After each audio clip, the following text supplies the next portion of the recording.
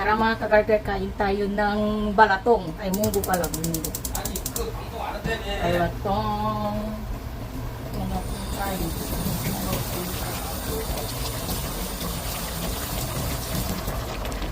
At kakain tayo ng balatong. Masarap ito mga kagarter.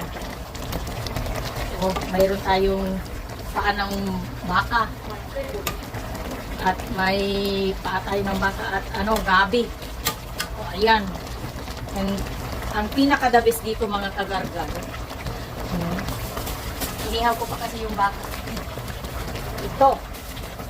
Dahon ng ampalaya mga kagargar. Siya ang pinaka-masarap ko sa lahat. Nilalagay lang natin yung kaya natin kainin. So, dahil okay na. Umot na yung natin. Yung anong tawag dito? Loko. Ano yung loko? Gabi. Pinakain ng manluloko. Gabi.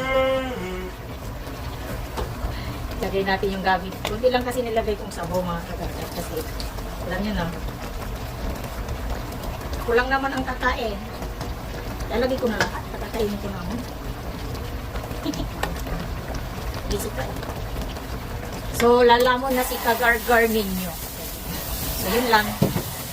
Annyeong! At lalamon ako.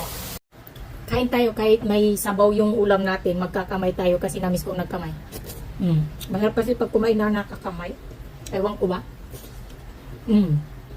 Tapos, kuha ko ng kutsara pala.